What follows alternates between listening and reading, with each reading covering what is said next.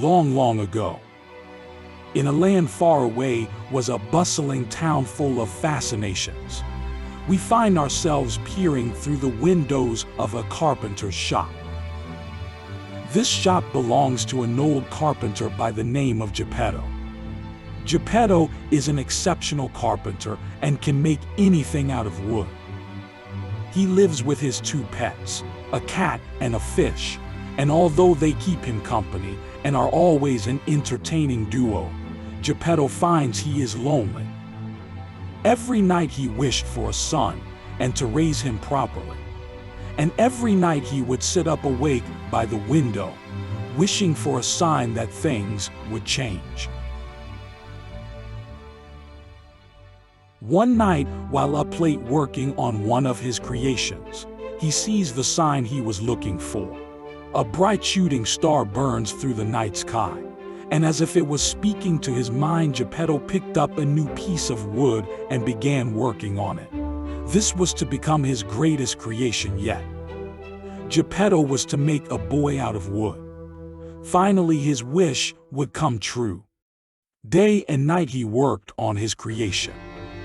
Nights turned to dawn, and dawn turned to dusk.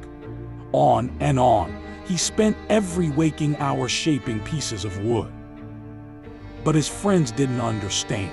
They said, "Why would you be so foolish as to think you could make a boy of wood?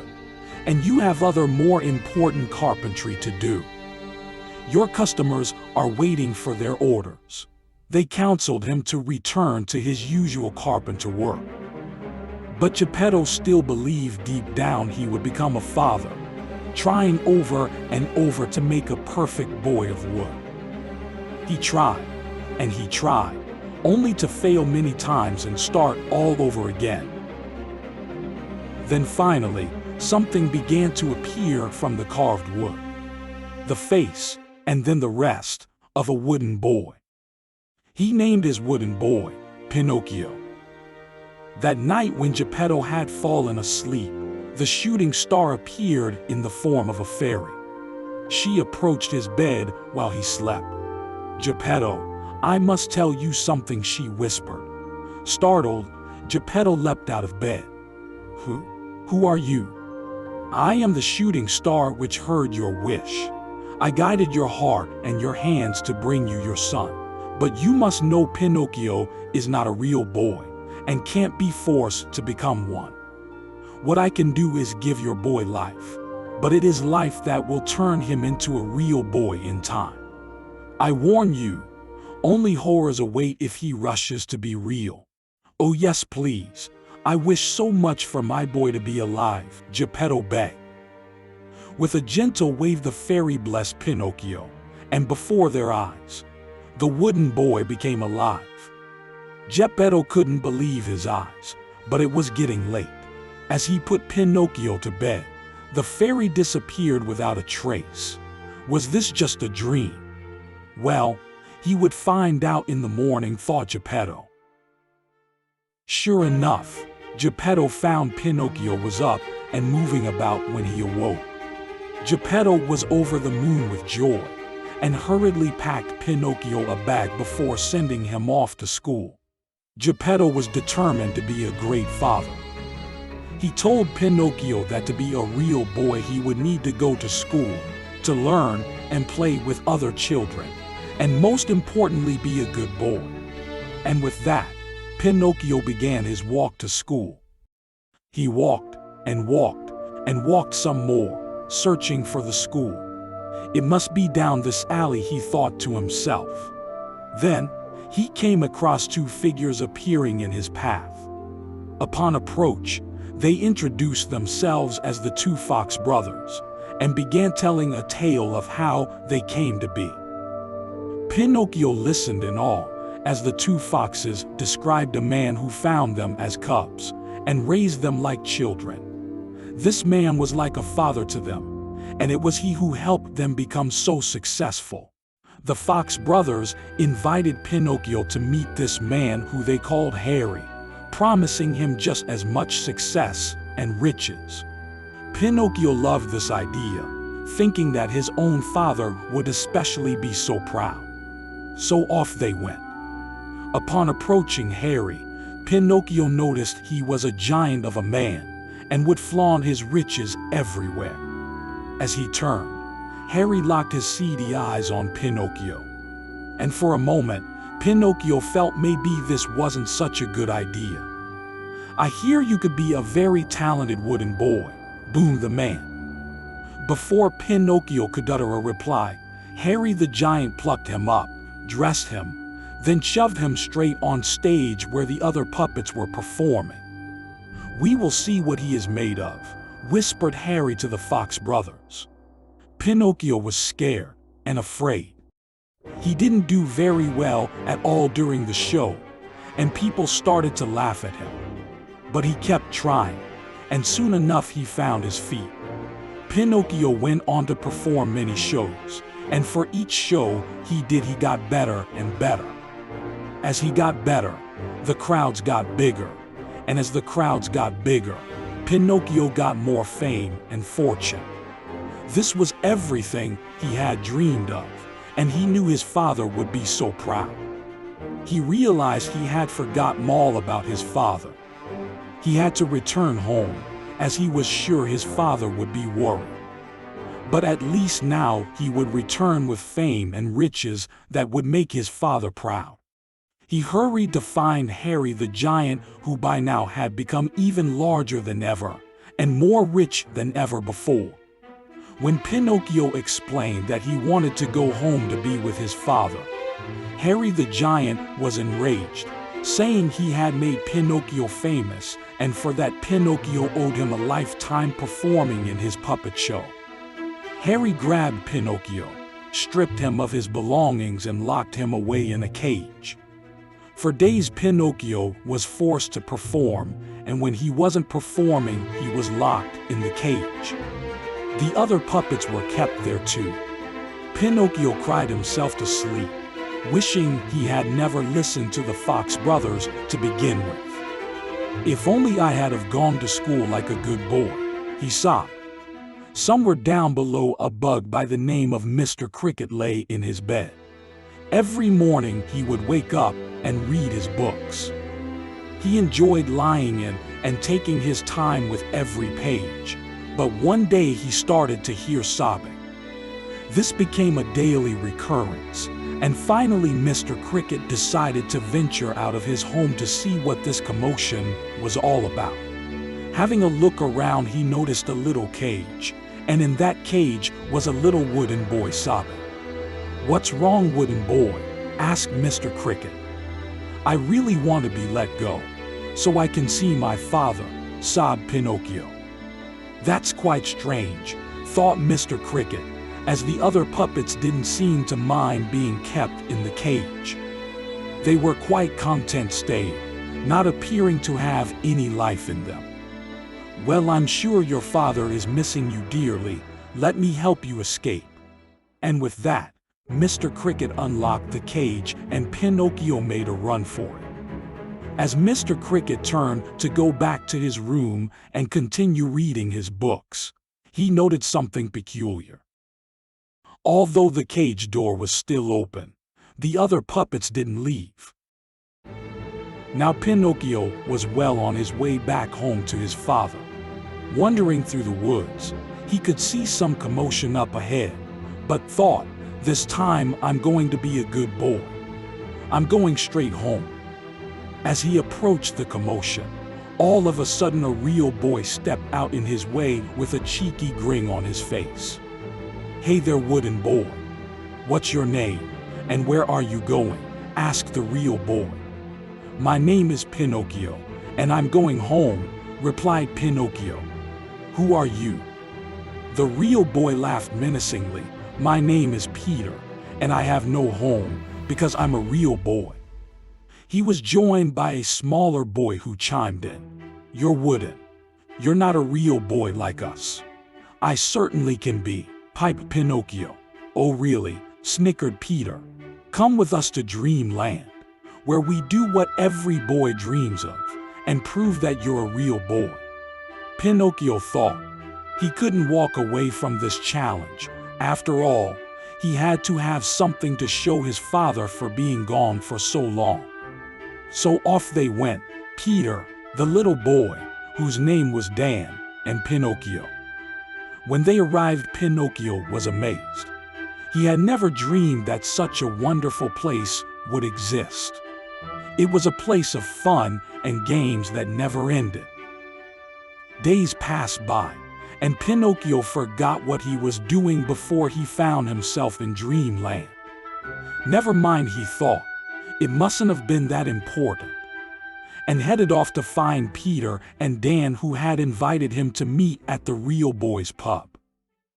He found his way in through the front door and saw the boys sitting in a corner smoking cigars. "What are you two doing?" Pinocchio said, alarmed, as he had never seen boys smoking before. "Well, you wanted to be a real boy, and this is what real boys do here. We drink and we smoke for as long as we want, and for as long as we can. Now, you said you were a real boy. Pull up a chair and let's light you up a cigar." Pinocchio hesitated for a moment, but he had been having so much fun, and he wasn't about to let these boys think he wasn't a real boy. They sat and they smoked, and they drank, and they smoked some more. Time seemed to slow down, and it became impossible to know what time it really was, as the pub had no windows, and the rooms had filled up with so much smoke from the other boys also there. Gradually the pub became quiet, then still, then silent, as all the boys continued puffing away, drowsy and laid back in the haze of smoke surrounding them. Then Pinocchio noticed some movement and an odd shape. He could make out a strange silhouette appearing momentarily from the haze of smoke. "Peter, did you see that?" Peter mumbled something incoherently, then sat back in his daze, a distant look in his eye and a slight smile on his face. Pinocchio pulled himself up onto his feet, steadying himself while his eyes searched the haze. He was sure he saw something. He inched forward, waving his hand to clear the air. The silhouette became clearer, and a sense of horror engulfed Pinocchio when he realized what he was seeing. It was one of the other boys, but he wasn't a boy anymore. He had become a donkey. Pinocchio panicked, and as the haze cleared, more donkey boys appeared. They were everywhere, across the pub. The dazed boys were gradually turning into donkeys. Pinocchio screamed and ran as fast as his little legs could, out of the pub and into the forest that surrounded Dreamland. It all came flooding back to him, and he promised then that he would not change course until he reached his father. But alas, as he ran through the forest, he became lost. As night fell, he wished he could find his way back to his father. Suddenly blue lights appeared around him, and as if from nowhere, a fairy stood before him. "Pinocchio, you've been a bad boy," said the fairy. Pinocchio did not know what to say. "Your father has been worried sick about you." "Where have you been?" asked the fairy. "I've been at school like a good boy," blurted Pinocchio. All of a sudden Pinocchio's nose began to grow, and grow, and grow. "You must not lie, Pinocchio. Lying is a terrible thing that only bad boys do," said the fairy. Pinocchio apologized, and with tears streaming down his wooden face, he told the truth. As he shared more truth, his nose shrank until everything was back to normal proportions. "Well, Pinocchio, you have done some naughty things. Sadly, your father is in trouble. While you never came home from school, your father has been looking for you everywhere. He has searched for you through the town, through the alleys, in the forest, all the way to the ocean. I am afraid he is in grave danger." Without another word, Pinocchio turned and started running through the forest again. He was going to find his father. The ocean winds whipped against the wood of Pinocchio's face as he stepped foot on the beaches that marked the edge of the world. He searched the beach up and down, but couldn't find any sign of Geppetto. There was only one place left to look: in the ocean. Pinocchio jumped into the waves and made his way to the bottom of the ocean floor. The deeper he went, the darker it got. As he stared into the darkness, he felt the darkness staring back. He saw many creatures at the bottom of the ocean, but he didn't see his father. Suddenly, Pinocchio sensed a chill go down his spine. Out of the darkness appeared a monolithic creature, the size of a small city. As it speeded towards him, he saw it to be a humongous, giant, black whale. Before he could move out of its way, the whale swallowed him whole. When Pinocchio opened his eyes, he found himself drifting inside the stomach of the whale. Pinocchio couldn't take it anymore and broke down crying. He felt he just couldn't do anything right.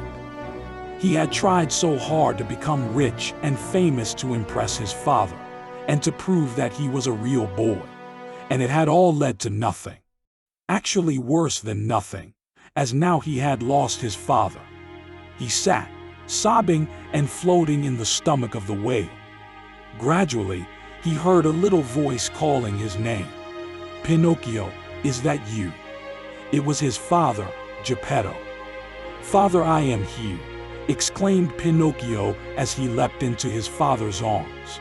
They both clutched each other and cried with joy. "Oh, Father, I am sorry I didn't do as you said. If only I had have gone to school, we wouldn't be here now. Pinocchio, my son, I love you very much. It matters not how we found ourselves here. I'm just glad you're safe and sound," said Geppetto. The pair floated for some time, sharing their stories and everything they had been through. As time passed, Geppetto visibly began to pale. "Pinocchio, I'm very cold," he whispered. Pinocchio leapt up. "Well, let's get out of here." He had an idea. "You see these empty towns that we have drifted past, that were swallowed like we were? Why don't we set them ablaze?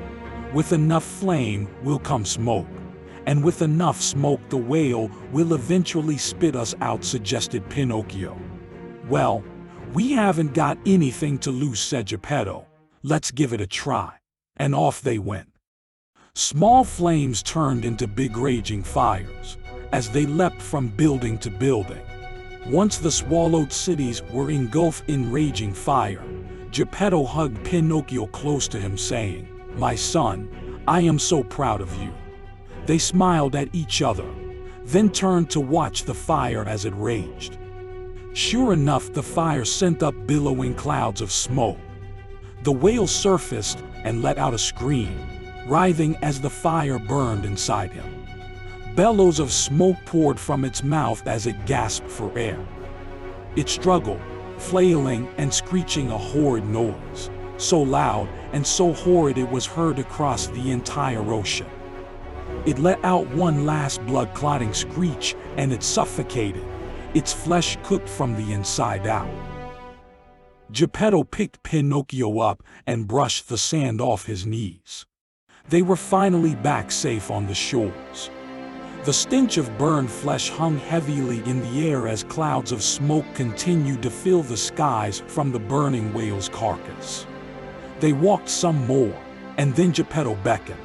"Come, my boy, I must sit down to rest." He sat Pinocchio on his lap, holding him close and rocking him slowly. "My boy, I love you very much, and I am so proud of you. I must say, I am sorry for sending you off to school so soon. It was my mistake. I shouldn't have rushed you to go. I always dreamed of being a father, and I feel that I failed you." "Father, why do you speak like this?" Pinocchio could feel Geppetto loosening his arms from around him. Tears began to stream down Pinocchio's wooden cheeks. He felt what was coming, but he didn't want it.